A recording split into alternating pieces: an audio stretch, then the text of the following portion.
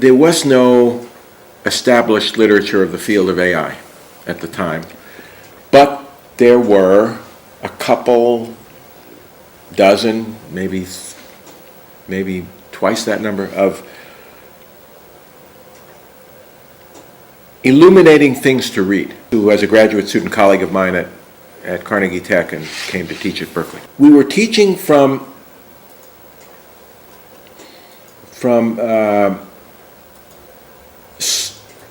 selected papers from the literature, like, for example, that logic theorist paper I was telling you about before that was in the IEEE proceedings of information theory, or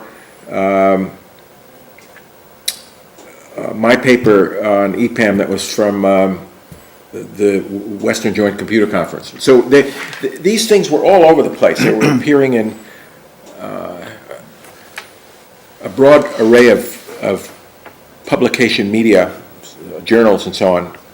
So all these papers were, I guess we copied them and put them on loan at the library, and the students would run off to the library and read the papers.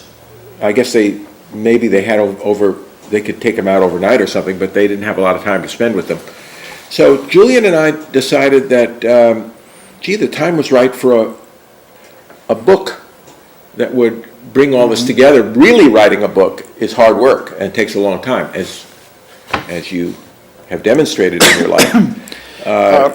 So what we did was a collection, an edited collection.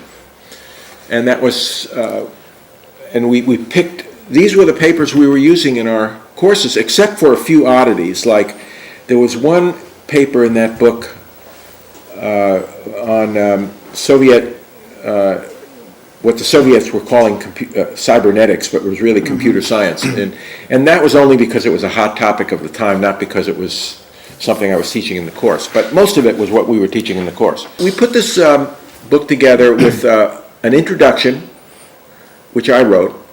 Actually, that introduction has been very, it's had a long life in AI, and it's referred to a lot by people, that, gee, that kind of thing, that what you said there really brought me into the field. And then it had interstitial material between the papers to kind of tie them together so that the student would know how one led to the other, or what relationship one of these papers had with another. Computers and Thought is the name of the book. I have only a misty recollection of it, except that I volunteered to write that introduction because I think both of us felt that I was more inclined to do writing than he was, and that I would be able to cover the AI side of things as opposed to the human cognition end of things. And so I wrote that introduction, and I guess maybe Julian wrote those interstitial material items and made sure that the book was packaged right. But the person who really did the work, as it turns out, was a person you know real well, Joe Traub's wife, Pamela McCorder. Oh. She was my secretary at the time. Julian's my secretary. She was at Berkeley then? She was at Berkeley. She was a junior. Because she came to We hired her Stanford. when she was a junior in undergraduate. Oh, okay. She worked for us straight through. Then she went to BART for a while and then came to Stanford to work for me here. And then went to graduate school in writing. Because it was a collection, it became a kind of a nightmare as far as intellectual property rights and royalties. So we made a proposal to the authors, Newell, Simon, Selfridge, Minsky, et cetera, et cetera, et cetera. Said, look, no one's going to get very much money out of this book if we distribute the royalties. How about we take all the royalties and make a prize?